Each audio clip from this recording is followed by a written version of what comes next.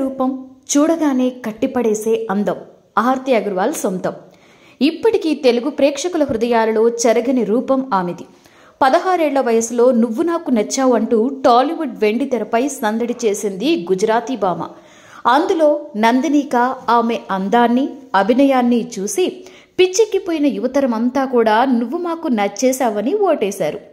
ఆ తరువాత వచ్చినటువంటి నువ్వు లేక నేను లేను చిత్రంలో అమాయకపు కృష్ణవేణిగాను ఆర్తి ఆకట్టుకుంది. ఈ 2 చిత్రాలు బ్లాక్ బస్టర్ హిట్స్ కావడంతో ఆమె ఓవర్ నైట్లో స్టార్ అయిపోయింది.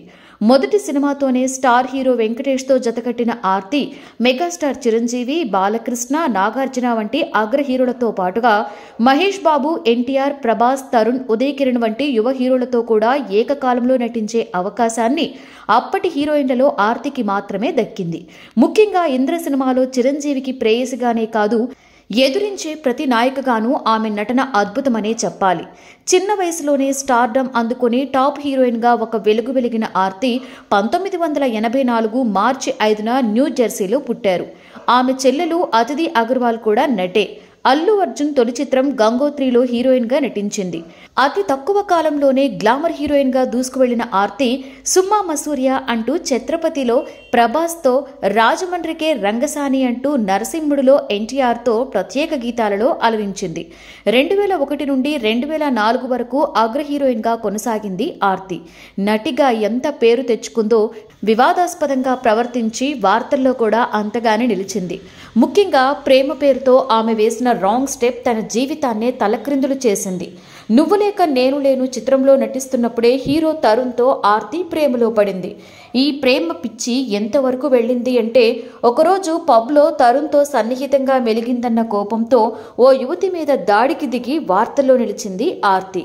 అయితే ఆమెది వన్ సైడ్ లవ్ అనే చెప్పాలి. ఆర్తి తనకు మంచి స్నేహితురాలు మాత్రమే అని తరుణ్ చెప్పేవారు. ఈ ప్రేమ వ్యవహారంలో ఆమెకు తండ్రి శశాంక్ అగర్వాల్కి మధ్య తరచూ గొడవలు జరిగేవని అంటుండేవారు.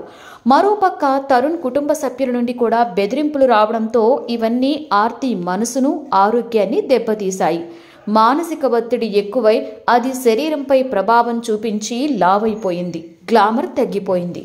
ఈ ఒత్తిడి తట్టుకోలేక 2 సార్లు ఆత్మహత్య ప్రయత్నం కూడా చేసింది ఆర్తి.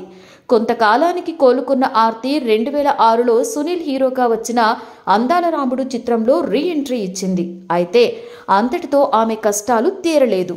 ఈ చిత్ర నిర్మాణ సమయంలోనే ఆర్తి అగర్వాల్ ఇంట్లో మెట్ల మీద నుండి జారిపడి తలకు, కాళ్లకు బలమైన గాయాలు కావడంతో షూటింగ్కి చాలా కాలం బ్రేక్ పడింది. ఆమె మామూలు స్థితికి వచ్చిన తర్వాత పాటలు చిత్రీకరించి అందాల రాముడు చిత్రాన్ని విడుదల చేశారు. కెరీర్ మందగించడంతో 2007 నవంబర్ 21న ప్రవాస భారతీయుడైనటువంటి ఉజ్వల్ కుమార్ని సికింద్రాబాద్లోని ఆర్య సమాజ్లో పెళ్లి చేసుకున్నారు ఆర్తి. అయితే ఈ పెళ్లి కూడా 3 నెలల ముచ్చటే అయింది. కొంతకాలానికే భర్త నుండి విడాకులు తీసుకున్న ఆర్తి సినిమాలలో కొనసాగింది, కానీ పూర్వ వైభవం పొందలేకపోయింది.